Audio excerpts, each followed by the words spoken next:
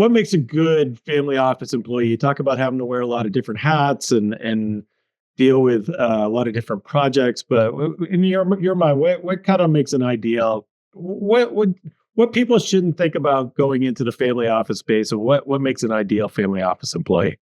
So an ideal family office employee is somebody who largely doesn't care about vertical. Not that you don't have vertical growth in a family office, but we're typically horizontal organizations.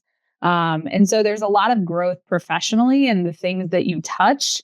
On a daily basis, I'm touching tax aspects, I'm touching legal aspects, I'm doing accounting, I'm helping with, travel. We're dealing with some HR issues. There's a wide range of things that you get experience in dealing with. But it's not like you're going to step in and like in a big four tax firm, you're going to come in and you have this projected path.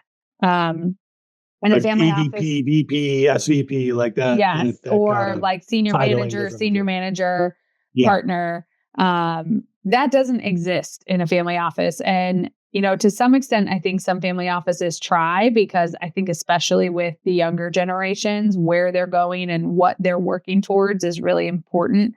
But I think always trying to just remember that you're in an organization where you have the ability to do lots of things. And so with patience and just proving yourself and willing to help in any area, no matter how menial the task seems, I think is really the type of person you need to have in a family office.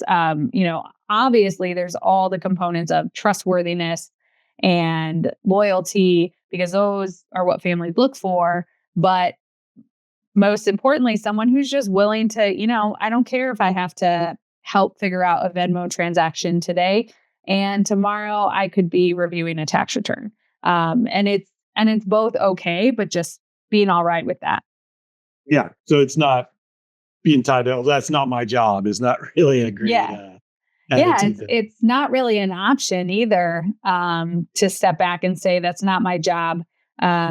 Over at least what I've seen since I started working is family offices have really evolved. There was this saying almost where, you go into family offices and you would see people who've been there for many, many years, and they've kind of stayed in the same roles. And I don't think that's true of family offices anymore. Once family offices started adapting to technology and seeing the opportunity for reporting, and obviously you have younger generations who are more adept to technology anyways, I think it's really a place now where professionals are thriving, and those challenges that, you used to be able to just write out your days doing the same thing you've been doing forever doesn't really exist anymore, because as the family changes and as the generations change, so do your professionals.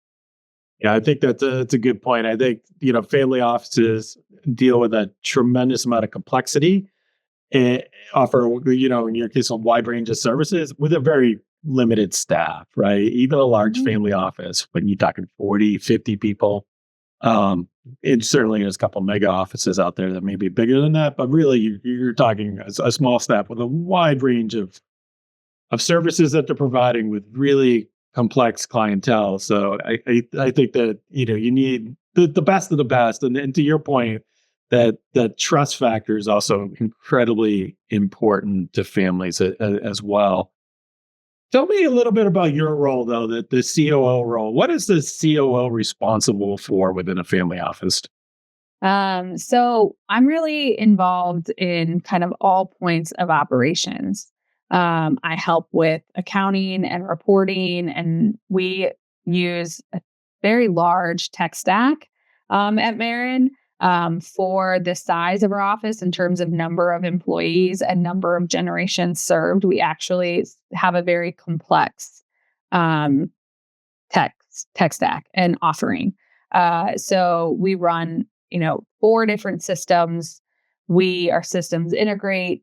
Our systems have reporting capabilities, and some systems need a bit of talking to each other, and part of our role is to help do that. So it's figuring out how all the pieces work together from a finance side. So part of my role is on the finance side, and just making sure, bills are getting paid and reports are being done and capital calls are happening and distributions are happening. And, anything that someone in your personal life might do, I'm typically helping me or someone on my team is helping to facilitate. So buying houses, selling houses, renovating houses, all those things that everybody does in their daily lives, right? We're just helping someone else do it.